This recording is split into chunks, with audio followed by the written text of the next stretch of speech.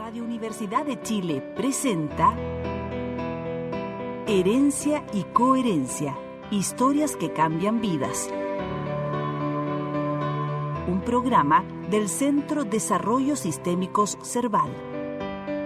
Conduce Susana Muñoz Aburto. Como siempre, buenas tardes, y hoy día estamos acá con nuestra invitada. Ella es Alicia Pardo Norambuena. Es trabajadora social y es directora del área regional de FOJI, Fundación de Orquestas Juveniles e Infantiles. Por años se ha dedicado a trabajar con niños y jóvenes para promover en ellos el interés por la música. Ha sido docente y trabaja tras bambalinas. Bienvenida, Alicia, muchas gracias por aceptar nuestra entrevista. No, gracias a ti. Bueno, Alicia, esto de trabajar en la sombra, ¿qué significa? No sé si trabajar en la sombra, esto es en realidad nosotros los que estamos como detrás del escenario, mucha gente está detrás del escenario, somos los que de una u otra forma hacemos que lo que está al frente se produzca. Entonces, no sé si trabajar, yo creo que es un rol distinto, a cada uno nos compete una parte y una responsabilidad, es como trabajar en una orquesta. ¿Ya? No todos pueden ser concertinos. Ok. Y los que estamos atrás, algunos con muchas horas de trabajo, con distintos roles, que para algunas personas pueden no ser tan importantes, todos aquellos que están trabajando en cada una de las regiones, lo que me compete hoy día en el rol que estoy en este minuto, cada uno de los coordinadores, la secretaria, muchos utileros, muchos instructores también de Arica a Punta Arenas, de una u otra forma están contribuyendo a que el movimiento empiece de nuevo a acelerarse. Cuando tú dices empiece de nuevo, ¿a qué se refiere? Estamos en esta etapa, Ajá. Digamos desde esta administración, yo estoy como directora desde abril. Y digo comience de nuevo porque estamos dándole un nuevo giro. Y el nuevo giro es básicamente entregar más oportunidades de las que los chicos desde Arica a Punta Arenas hoy día estaban teniendo. Perfecto. No solo con recursos económicos, más oportunidades, que tengan más ensayos de orquesta, que los directores puedan viajar muchísimo más a regiones, que podamos, por ejemplo, en este minuto identificarlos con un uniforme, con unas cosas que a lo mejor que para el resto pueden ser muy sencillas, no tan importantes, pero cuando tú vives en una región que dista de la metropolitana, sí, tú vas viendo las diferencias. Y la idea de nosotros hoy día es que esas diferencias no se produzcan. O sea, que todos sientan que somos todos un movimiento. Perfecto. Alicia, y yendo un poco más atrás en la historia, ¿cómo es que deriva del trabajo social? ¿Cómo el trabajo social te lleva o cómo es llevado el trabajo social a la música, a las orquestas, a los niños de la FOJI, etcétera, etcétera? ¿Cómo es ese recorrido? Es que fue un poco al revés. Yo comencé en el programa de orquestas, en ese entonces de la División de Cultura del Ministerio de Educación. Antes de ser trabajadora social. Y antes que fuera Fundación de Orquestas también. Y antes que fuera Fundación sí. de Orquestas. Yo había congelado la carrera y entré a la Fundación Beethoven, en realidad el programa de orquestas que estaba administrado por la Fundación Beethoven. ¿Ya? Y ahí terminé la carrera, pero a propósito de lo que me pasaba con los músicos. Ya. ¿Y qué pasaba con los músicos? Bueno, yo entré con el programa de orquestas, siempre con el programa de orquestas juveniles. Tuve la fortuna de trabajar con don Fernando Rosas y en ese entonces éramos muy pocos los que trabajábamos en el programa. Y al conocer a esta figura que era tan imponente, que en realidad estaba en el mismo departamento donde nosotros compartíamos oficina con la Orquesta de Cámara también, y otra figura muy imponente que tuve la fortuna de conocer, no sé, don Jaime de la Jara, don Fernando Ansaldi, muchísimos otros directores que no quiero seguir nombrando para no dejar a otros atrás, y profesores de instrumentos, Y al conocer también a los músicos que eran de orquestas juveniles de esa época, hoy día casi todos profesores o acá en Chile o están en el extranjero, Ya. yo me preguntaba, no siendo mi área, me preguntaba, ¿la verdad es esto lo que sucede después de escuchar música? Tú estás al frente de una orquesta, tú vas de público y tú solo disfrutas el momento. Pero cuando tú estás atrás, como me presentaste, tú vas construyendo esos momentos. Ya. Y esa construcción me pasó que es desde que el director, eso lo aprendí con don Fernando Rosa, te va contando qué pasaba con ese compositor. Pero también va contando un poco qué pasa con los músicos en la orquesta cuando están haciendo el ensayo. Y después tú empiezas a ir a los ensayos y todo tiene más sentido. Y no es solamente escuchar una sinfonía. Tú de verdad, desde mis zapatos, tú sientes lo que le pasó a las personas. Es decir, ese músico que estaba atrás del atril. No solamente el director, sino desde la señora Rebeca que ponía la música y si no estaba, le llegaba un reto, desde Joel o Juanito y tantas otras personas que fueron ayudando a construir. Entonces, cuando tú me preguntas el trabajo social, fue al revés.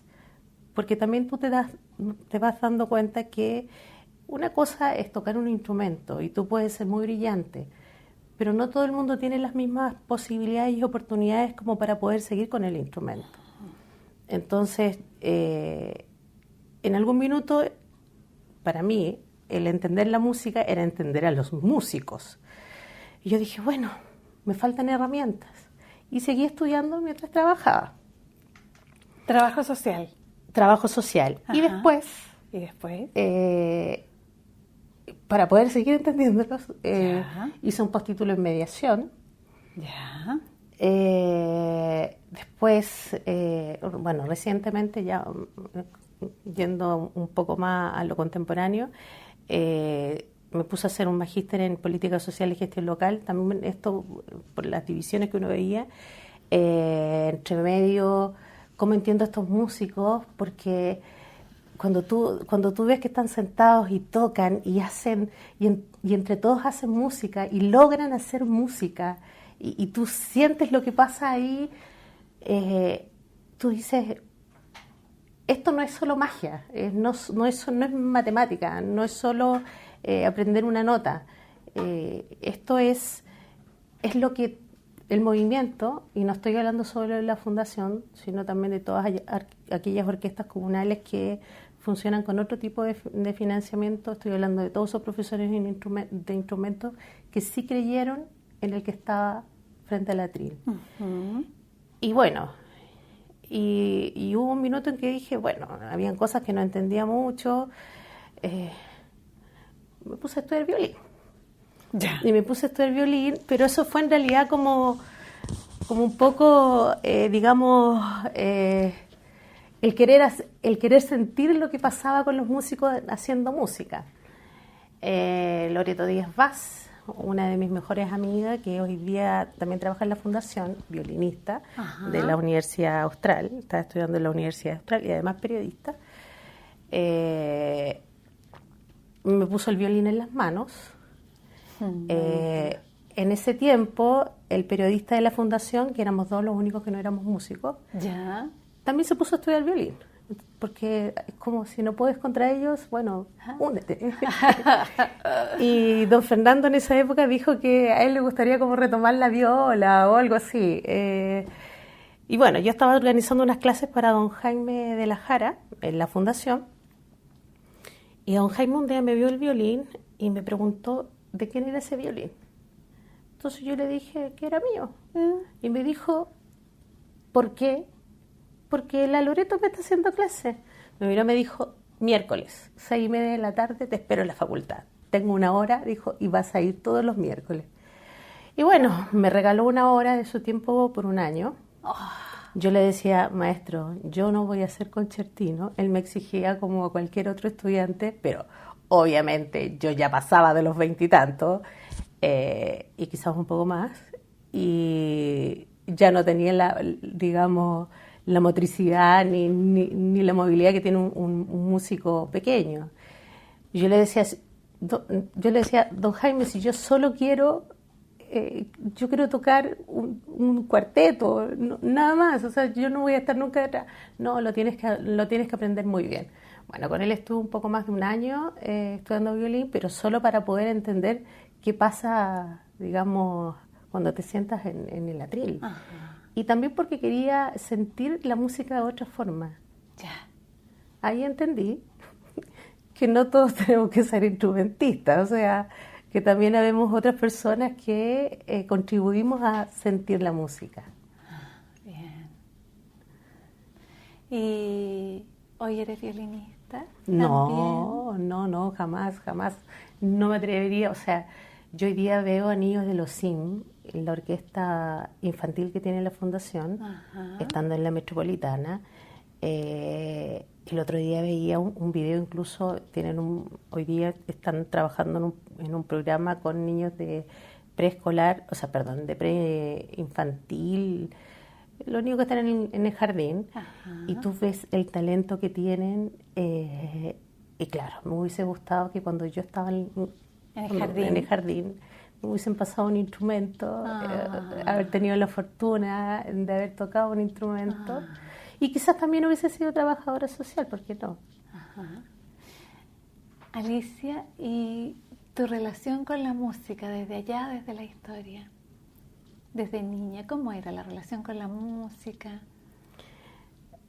Y me acuerdo cuando estaba en el colegio, o sea, en el jardín era solo cantar, como lo básico, estar en musicales que armaban las tías. En el colegio recuerdo que nos enseñaron flauta dulce, guitarra, pero si tú me preguntas mi relación de tocar instrumentos, no me gustaba de chica, solo me gustaba escuchar la música. Escucharla, la música.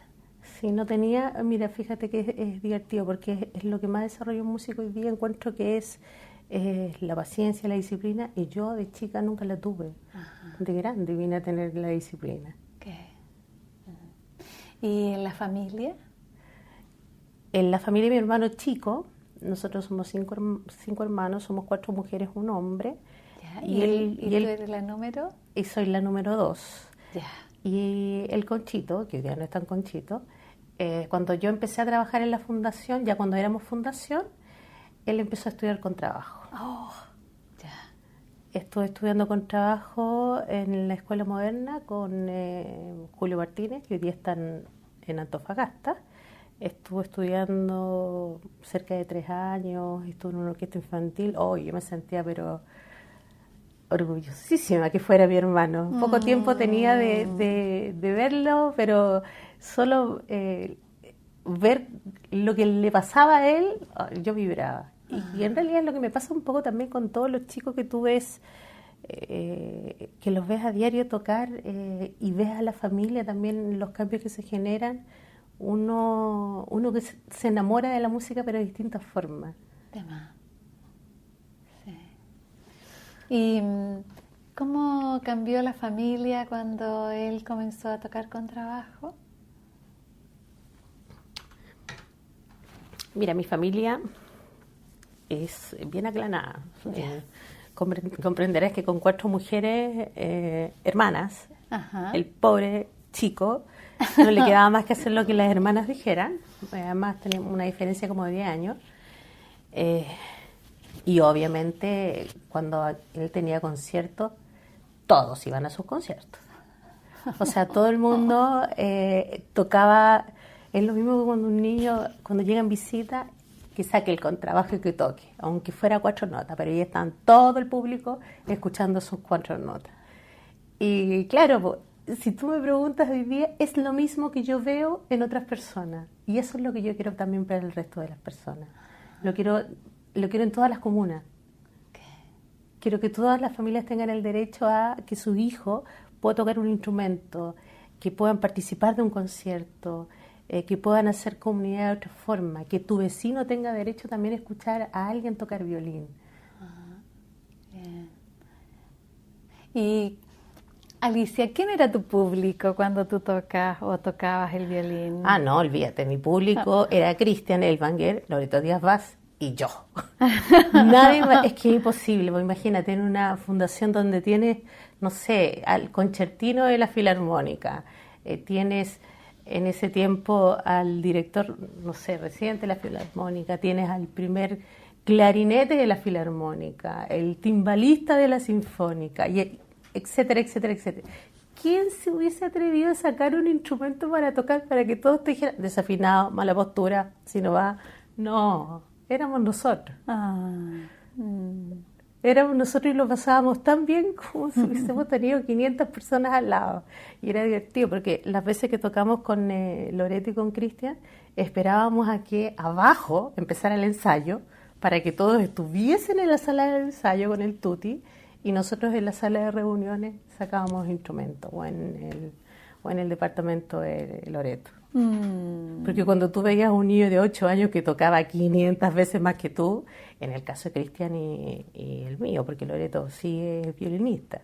Entonces nosotros lo hacíamos porque queríamos sentir la música, ¿no? Por el gusto, por el amor solamente. Pero no porque quisiéramos que nos viera público y menos que nos escuchara con ese público. No, imposible. Qué vergüenza. Alicia, ¿y tu familia qué dijo cuando empezaste a tocar violín o empezaste como a estar como en el mundo de la música? Cuando toqué violín la primera vez, mis papás me decían que pobres vecinos. ¿Ya? Porque yo llegaba tarde y lo hacía tarde, entonces decía, pobres vecinos, ese gato que se escucha en tu dormitorio, era gracioso para ellos. Pero en realidad, ¿qué dijeron ellos cuando empezaron a ver el cambio que se generó trabajando en la fundación? Yo siento que ellos se sintieron profundamente orgullosos. Se sintieron profundamente orgullosos de lo que se fue generando, y no es que yo lo hiciera, lo hizo el equipo completo. Desde don Fernando, que puso la semilla en nosotros, desde cada uno de los directores, que no los voy a nombrar en este minuto porque son muchos y no quiero que se me olvide, sí. Tantos instrumentistas que fueron contribuyendo también para que se formaran orquestas, ellos se sentían orgullosos de lo que se fue generando, porque si tú te fijas, yo participo de una fundación donde en su mayoría, estamos hablando del área musical, no sé, quizás el 80% son instrumentistas. Yeah. Y donde siento que estar en el lugar que estoy hoy me lo gané. Y con perseverancia, con esfuerzo, con trabajo, con creer, con insistir en que no existe un no. Entonces, obviamente para ellos es un tremendo orgullo. Y también es un orgullo para mí el ver cómo fueron creciendo otras personas también. No soy solo yo, hay muchos otros colegas que ayudaron a crear y tomaron esta posta durante mucho tiempo. Entonces, siento que los que estamos ahí tuvimos el privilegio de poder conocer a gente que es totalmente maravillosa, otras personas que hoy día no nos acompañan, pero que tuvimos la fortuna de poder escuchar desde sus labios lo que quería para el movimiento de orquesta y lo que quería para Chile. Entonces, también me siento profundamente orgullosa de aquello. Me refiero a don Fernando Rosas especialmente. Y en ese sentido, esto que dice, no quiero nombrarlo para no dejar a nadie fuera, ¿cómo es esto de las pérdidas? Como las pérdidas de las ausencias de estas personas que han sido como importantes, las pérdidas, las muertes de ellos. Fíjate que yo creo que una de las que más sentí, una de las más dolorosas fue la de don Fernando Rosa. Nosotros ya sabíamos que él estaba mal, que le quedaba poco tiempo, él estaba hasta antes de su enfermedad, iba todos los días a la fundación, entonces era como que llenaba el espacio, y cuando ya no empezó a ir y ya decidió que ya no podía levantarse más, y empezar con Claudio, con Loreto a organizar su funeral, yo creo que fue una de las cosas más duras que me ha tocado vivir. y ver que, porque es parte de tu familia, o sea, los que estamos en la fundación, los que nacimos con don Fernando, digamos, como un movimiento de orquesta, éramos familia, éramos tan poquititos al principio que era imposible no sentir lo que le pasaba al otro. Y piensa que él fue el que empezó a potenciar el liderazgo de cada uno, entonces él era parte de nuestro diario vivir, y era familia, o sea, familia él, la Carola, la Loreto especialmente, Claudio, todos los que estábamos en ese minuto. Y cuando Claudio me llamó esa mañana para decirme que ya don Fernando descansaba, me acuerdo que nos juntamos en la oficina, hicimos una oración por él en su oficina, y absolutamente doloroso. Tremendo. Es como perder, yo tengo la fortuna de tener a mis papás al lado mío, y es como perder un poco a alguien así de importante en tu vida. Y aprender, es como que nos quedó la casa vacía, y la casa vacía de verdad. De verdad. ¿Y qué vamos a hacer ahora? ¿Y qué vamos a hacer? Y yo me acordaba el viernes, hablaba creo que fue con la Loreto, y le decía, yo me acuerdo cuando vinimos a ver la Casa Amarilla, que es donde hoy día está la fundación, y Claudio, don Fernando y yo, y don Fernando nos miró y dijo, y no será muy grande para nosotros. Y hoy día que estamos consiguiendo un espacio porque no alcanza a la gente, yo pensaba, imagínate, este proyecto, desde la casa, desde lo que se quería, y yo creo que inclusive lo que don Fernando a lo mejor no tampoco proyectó, pero todo esto es su responsabilidad. Y sí, es difícil ver que en la casa no está, digamos, la figura más importante, y uno se siente responsable también de aquello. ¿Cómo hacer como para que esto no sea solo pensando no solo en la figura de don Fernando, sino en lo que él quería para la fundación? Y nada, pues yo creo que estamos todos tratando de poder, ya ha pasado harto tiempo, de poder armarnos, cada cierto tiempo vamos revisando, porque uno se equivoca también, toma decisiones erróneas, y a veces es bueno volver a la gente que también tiene parte de esa historia y más parte de esa historia. O sea, por ejemplo, José Urqueta en La Serena, Pablo Matamala en Valdivia, la misma Magdalena Rosas que está en Coyhaique, y bueno, tantas otras personas que también te ayudan así como a aterrizar y como que te sientan y no, las cosas no van por acá, ordenémonos. Ya. Bueno. Alicia, ¿y qué es lo que quería don Fernando para la fundación y para la música en el país? Yo lo que creo primero yo creo que don Fernando, y espero que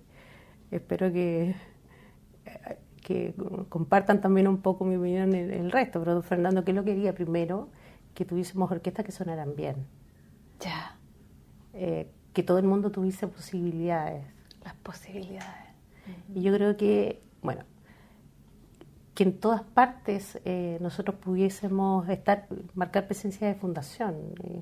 Especialmente él creía mucho en los liderazgos de las personas, aun cuando ellos no estuviesen de acuerdo con él. Quería que la fundación fuera una institución reconocida, pero también validada por el resto. Okay. Por el resto de... Estoy hablando del ambiente musical. Por el resto del ambiente musical. Okay. Y yo creo que él quería que aprendiéramos a trabajar todos juntos. Okay. Y eso lo encuentro súper potente, porque no es solo trabajo. Cuando algo te gusta, bueno, mi legado fue que él me enseñó que las cosas se hacen y se hacen con pasión y se hacen de verdad. Tú te equivocas, pero tú te levantas. Ya. Y te levantas y ojalá fortalecidas. Y para eso está el resto de tus compañeros. O sea, para eso está el grupo, la red, ¿no? Eso es una orquesta. Eso es una orquesta. Precioso. Alicia. vamos a ir a una pausa y vamos a volver. Bueno, Gracias.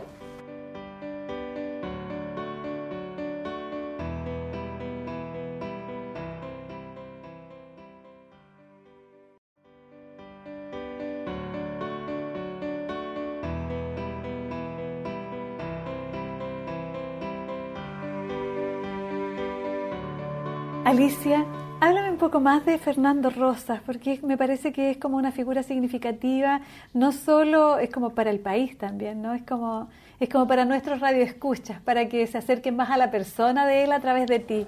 ¿Quién era él? Don Fernando era un hombre enérgico, muy enérgico. Era una persona, yo estoy hablando de él desde mis zapatos, Por supuesto, para que quede súper claro. Absolutamente. Con un carácter, pero avasallador, ¿Ya? pero con respeto. Sí. Era de las personas que nunca te decía que no, y si lo hacía siempre había un porqué. Ok. Siempre había un porqué. Y él trabajaba con todo el mundo en la fundación, era divertido, porque él trabajaba para él, todos éramos iguales. O sea, todo el mundo era igual. O sea, si, no sé, se veía a la coordinadora de capacitación, o veía a la asistente, o a la recepcionista, o al coordinador del área musical, cualquiera, tráete un papel y lápiz, y a todos nos dictaba, y llegaba y contaba subiéndose los pantalones, iba a las oficinas y decía, porque él era muy alto, entonces se caían los pantalones cuando no andaba con suspensor. Okay. Y decía, oye, resultó tal cosa, nos incluía a todos, como que todos éramos iguales. Y todos partícipes. Y él llegaba saludando a cada uno, te llamaba por teléfono para saber en qué estaba. Yo siempre me voy a acordar, y la otra vez me acordaba, me operaron los ojos. Ya. Y la primera, yo me hice 2 operaciones a los ojos, y la primera vez, yo cuando llegué a mi casa y abrí los ojos, había un ramo de flores que don Fernando me había enviado. Oh. Y él me retaba mucho. Y me retaba mucho cuando no salían las cosas. Y fue hasta que yo creo que me empezó a conocer. Y ya después era con más confianza. ¿Cómo era don Fernando? Don Fernando era una persona que era fiel a sus convicciones. Genial. Mantenía su palabra. Perfecto. Aun cuando las cosas cambiaran, él mantenía su palabra. Ajá. Él trabajaba con todos, aun cuando tú supieras, tú decías de repente, pero don Fernando, la persona dijo tal cosa en la prensa, no importa. Lo que importa es el fin último. Don Fernando era de las personas que te impulsaba a pensar distinto y a hacerte cargo de temas. Me acuerdo que cuando hicimos el primer encuentro que organizó ya Fundación de Orquestas en Valparaíso, don Fernando estuvo trabajando con nosotros todos los días, y un día dijo, estábamos en la mesa con todas las áreas, y tú te encargas de esto, tú te encargas de aquello, todos designando tareas, y él todos los días preguntándonos en qué iba, porque era muy exigente. Ya. Y entonces nos miró y dijo, me encantaría tener 20 años menos y tener este trabajo nuevamente. Porque siento que me falta esa energía que todo el mundo la pasión. Sí, la pasión. Y claro, estoy hablando de temas de producción, que Sí. en rigor no era lo propio, aunque don Fernando era un gestor pero innato.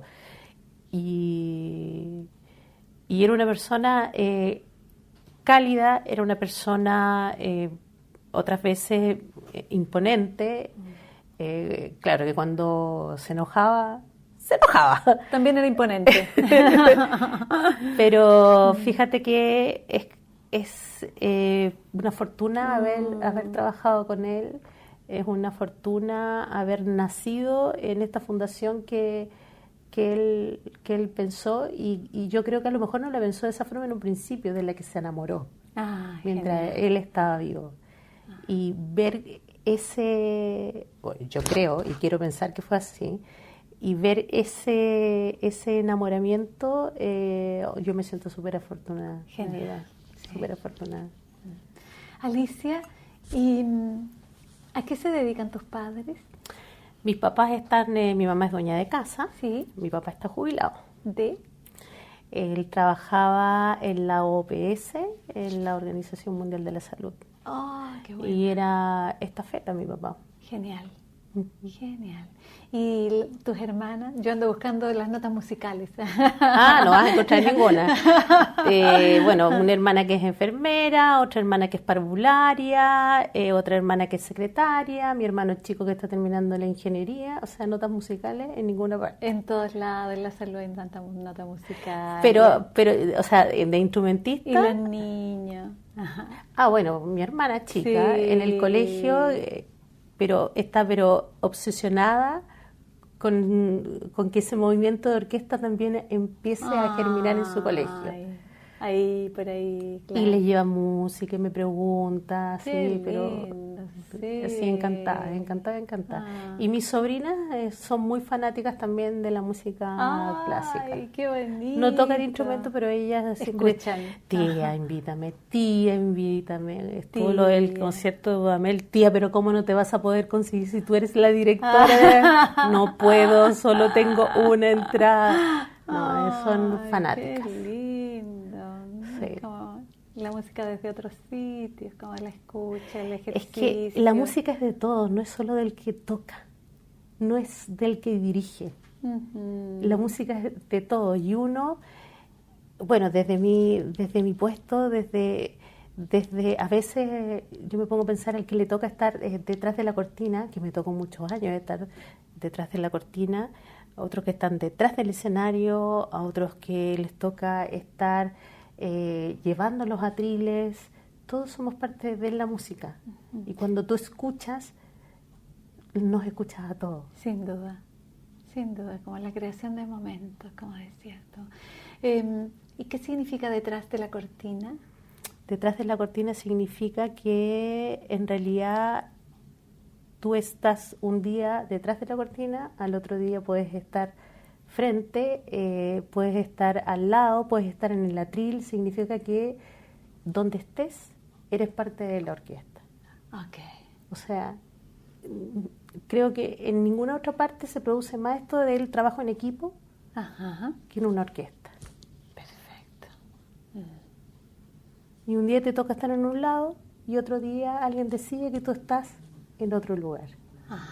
Genial. Y en esta dirección, ¿cuál ha sido como la movilidad, tu movilidad? ¿Cuál es? En 3 meses me ha tocado, casi 3 meses, me ha tocado salir harto afuera. Me ha tocado ya estuve en Punta Arenas, estuve en Coyhaique, Valdivia, estuve en Collipulli, Valparaíso me ha tocado varias veces, lo mismo Coquimbo, ahora me voy a ir a Arica. Ahora, una cosa es subirte a un avión, una cosa es subirte a un bus o incluso irte en auto. La movilidad no es solo que alguien se mueva, la movilidad es que la región sienta que se le considera. La movilidad está en que tú entiendas cuáles son las particularidades de cada una de las regiones. Ahora, eso yo creo que lo sabíamos, hoy día lo estamos poniendo sobre la mesa. Y hoy día lo que estamos haciendo es, Arica necesita esto. Arica hoy día solo tiene 2 orquestas, la regional, que es la nuestra, más otra, más una orquesta que está recién creándose. Entonces lo que necesita Arica, ojalá tener 10 orquestas más. Lo que necesita Arica, ojalá que tengamos profesores de todos los instrumentos en Arica. Lo que necesita Arica es que se pueda mover a otras regiones. Lo que necesita Tarapacá es algo distinto, porque ellos tienen más profesores, hay un movimiento de orquesta, pero hay que empezar a perfeccionar. Hay que empezar a ver ahí qué pasa con algunos instrumentos que hoy día nadie está dando clase de aquello. Entonces no tenemos violas, por ejemplo, nos faltan ahí principalmente instrumentos de bronce. Después, ¿qué necesita Tarapacá? Y así, te puedo decir, cada una de las regiones es una historia distinta. Entonces no es solo moverse, es visibilizar y hacerse cargo. O sea, porque, estamos levantando diagnóstico, pero no nos quedemos en eso. Empecemos a buscar la solución. Y además empecemos a hacer que el equipo, que es el que está finalmente en el día a día, que no soy yo ni ninguno de mis compañeros que estamos en la oficina, que sean ellos los que se fortalezcan, porque ellos también son fundación. Perfecto. Y es lo que le digo yo a la gente con la que estoy trabajando. Mira, fundación es desde el guardia hasta el que está en el atril y especialmente los coordinadores regionales, porque son ellos los que están haciendo todos los días esa labor. Y con las dificultades propias, con los pocos recursos, atendiendo a apoderados, atendiendo a los becados, atendiendo a los profesores de instrumentos, a los directores. O sea, todos somos fundación. Bien. Alicia, y a propósito de esto de encontrar a la persona detrás del rol, ¿cómo se sincroniza este desplazamiento, este hacerse cargo, este movilizar, este movilizarse, este gestar, este parir, qué sé yo, etcétera, etcétera? ¿Cómo se compatibiliza con la propia vida personal, de familia, de vínculos? Bueno, eso ha sido un poco vertiginoso últimamente. Ya. A ver, ¿cómo te puedo decir? Mi familia es bien aclanada, lo partí diciendo. Sí. Entonces ellos ya saben cuando yo no estoy y los veo re poco, pero nos hablamos siempre. Ok. Mis amigas no las he visto hace tiempo tampoco, desde que estoy de nuevo como directora, pero el resto de mis amigos son músicos, entonces afortunadamente dentro de mis mejores amigos están en la fundación y tengo la fortuna, como nací con la fundación, de tener amigos en todas las regiones. Ajá. Entonces esto ha sido doblemente provechoso, porque a todo el mundo le estoy pidiendo, oye, ayúdame. Cuando partió la fundación era, pucha, le podía hacer clase a tal persona, ¿qué te cuesta? Una hora, pucha, que tengo la carga completa, ya, bueno, una hora. Y hoy día, ya, bueno, una hora. y hoy día, nada, pues cuando viajo a región trato de fortalecer esos vínculos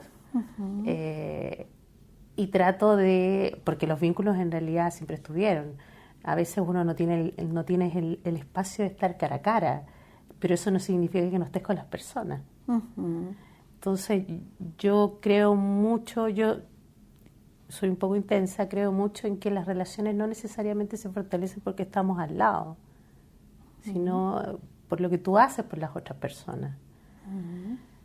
Y porque además siento que yo... Y lo veo con otros también. Yo me enamoré de este proyecto y como me enamoré de este proyecto no es un trabajo para mí, es parte de mi vida. Okay. Y cuando las cosas resultan es cuando mejor me siento en la vida. Y afortunadamente tengo a mi familia ahí siempre apañando, ahí sosteniendo, compartiendo los logros, los desaciertos también ahí para sostenerte. Y afortunadamente tengo eso de que yo estoy trabajando y puedo estar a veces saturada de información y bajo a tomarme un café y tengo un arpa que está tocando y si camino un poco más hay un cuarteto de niños que está sacando alguna melodía. Si sigo caminando un poco más hay un parcial de vientos y tengo la fortuna de trabajar en un lugar donde me pagan por hacer algo que me gusta. Genial. Y a propósito del enamoramiento, los amores. En este minuto estoy soltera. Y sin compromiso. Y sin compromiso. Y sin compromiso. 24/7 con la fundación. 24/7 con la fundación. Sí. ¿Eso significa 24/7 que no queda espacio para los amores? O sea, ahora no tengo, digamos estoy sola. Sí. No es que no quede espacio, cuando exista lo tendrá. Okay. Y espero que esté tan enamorado como yo de la música para que así sea. De la música, ok, bien. Y desde ese sitio yo voy a volver como a la gestación, así como en las gestaciones. Alicia, y a propósito de estas familias aclanadas y las gestaciones y los gestantes, es como, ¿qué significa esto cuando tú dices y recorro y camino y tomo un café y escucho un cuarteto y escucho los vientos, qué sé yo, y escucho niños trabajando en su música? ¿Qué significado tiene eso en la vida entera? Yo creo que tiene todo el significado del mundo. Tú partiste diciendo que yo era trabajadora social. En un tiempo sí estuve dedicada al área psicosocial de la fundación. ¿Cómo era eso, el área psicosocial de la fundación? Y ahí era trabajar, digamos, directamente con los becados, con los músicos de la orquesta. Ya. Y cuando tú ves todas las posibilidades que un instrumento le abre a una persona, no estoy hablando de posibilidades económicas. Lo que te estoy diciendo es que un instrumento te ayuda a refugiarte, te sostiene en algunos minutos, te abre un espacio en otros minutos, te ayuda a fortalecer el alma. Cuando trabajé en el área psicosocial tuve la fortuna de conocer a los músicos detrás del atril, conocer a los papás de esos músicos. Tuve la fortuna, pero en términos profesionales, de conocer una parte de cada una de esas familias. Y eso no es menor. ¿Cuál era la función allí? Y la función era... A veces había músicos que eran brillantes, pero les faltaban desarrollar sus habilidades blandas. Ajá. Y se frustraban fácilmente. Sí. Entonces era ver todos esos elementos que dificultaban, digamos, el aprendizaje del instrumento. Piensa que en el caso de un instrumentista, a diferencia de los que estudiamos otras carreras, cuando tú, no sé, psicología 1 y habían 50 compañeros tuyos en la sala, cuando tú estudias un instrumento eres tú y tu profesor. Ajá. Y entonces las cosas son distintas.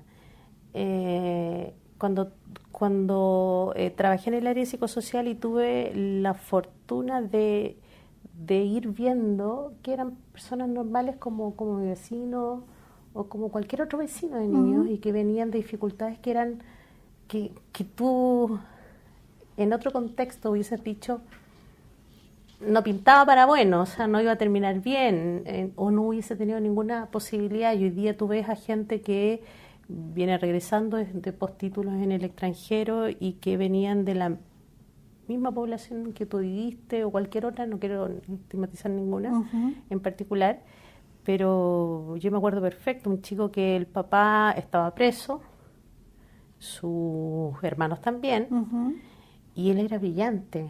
Y una profesora, en el colegio donde él estaba, que había una orquesta, la profesora lo mandó a la clase de instrumento. Ya. Ahora no sé si lo hizo porque aburría en la sala, porque el niño era muy hiperkinético, eso no tengo idea. La verdad que esa parte de la historia no la sé. Y hoy día él es profesor de instrumento.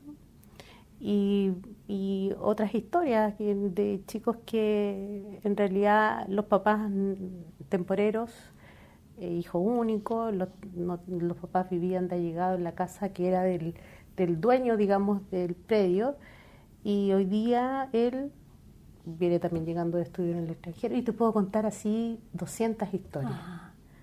Entonces cuando tú ves lo que pasa con el instrumento y tú sientes que en realidad tú tuviste el privilegio de poder ayudar a esa persona, es sentir, por eso yo digo, yo tengo la fortuna de sentir la música pero de distintas formas. Y ese era el área psicosocial donde era recoger las historias, ayudarlos a no frustrarse. Y ayudándolos a buscar becas afuera, ayudándolos, por ejemplo, a buscar un alojamiento para esa persona. Perfecto. Y se crean un fondo, se creó una beca de alojamiento en ese tiempo, se creó otra beca porque nos dimos cuenta que los niños llegaban a tocar y no habían desayunado en su casa, no porque la mamá se quedó dormida, sino porque no había para el desayuno. Y se crea otra beca para poder ayudarles a ellos. Y nos dimos cuenta que habían otros chicos que llegaban con la misma ropa y era porque no tenían ropa. O sea, si tú le decías, no, pantalón negro, camisa blanca, si no tenían más que el pantalón del colegio. Entonces, y ahí te vas dando cuenta que, o sea, cuando tú escuchas una orquesta y estás frente como público en un teatro, todos son iguales. Uh-huh. Es lo bello de la música. Pero cuando tú estás detrás de la cortina, tú vas viendo esas distinciones. Okay. Entonces, y por eso era importante, y hoy día también es importante el trabajo que hace el área psicosocial de la Fundación, porque te va entregando esa herramienta, se va preocupando de que no exista nada que te impida, de fondo, cumplir con tu proyecto. Uh-huh. No todos van a ser músicos y no es el objetivo de la Fundación. La Fundación lo que quiere es entregar oportunidades. Perfecto. Y ciertamente muchos de ellos sí van a ser profesionales o técnicos, como ellos quieran, uh-huh, pero que sea una elección. Vale. ¿Y cómo se cuida el equipo de la frustración? Por ejemplo, pensaba yo a propósito de esto, te da risa. Sí, me ocurren un par de cosas, pero... Pensaba en eso porque es como en esto en el área psicosocial se genera como el contexto para que los niños puedan como aprender y se genera la condición y el equipo trabaja para eso y los niños se frustran y pueden salir. ¿Cómo el equipo se cuida de las propias frustraciones o de las frustraciones con niños que no alcanzan a salir o abandono, no sé, o que debe haber también? Mira, hoy día el área psicosocial, yo no trabajo en esa área hoy día, pero el área psicosocial tiene un acompañamiento. Ya.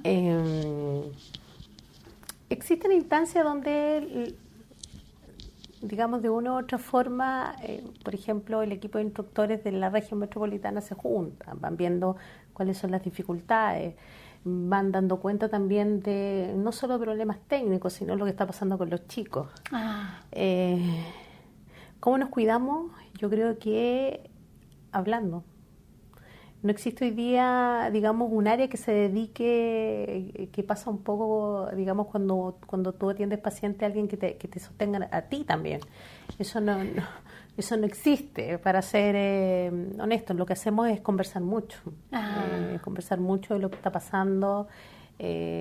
Dialogando. Ver dónde podemos apoyar, ver quiénes son los que están un poco más débiles. Creo que hoy día estamos al debe en regiones sobre ese tema. Perfecto. De hecho, queremos que el próximo año podamos contratar un equipo psicosocial también para que trabaje en región, en cada una de las regiones, o un psicólogo o una trabajadora social, pero para que el equipo de cada una de las regiones se vaya fortaleciendo, porque finalmente lo que dices tú no es menor. O sea, hoy día ellos son los que están haciendo de fondo muchas labores y hay que cuidarlos. Perfecto. Alicia, hay una pregunta que quisiera hacerte y que la voy a ligar como con las pérdidas, acerca de la muerte, acerca de la muerte, tu concepción de la muerte en este mundo, en el mundo de la música. Yo creo que ya uno siendo un poco más adulta, mira, mi concepción de la muerte cuando se fue don Fernando, sí, que fue una de las personas que, digamos, importante. Desde mi egoísmo, yo no quería que él muriera. Sí.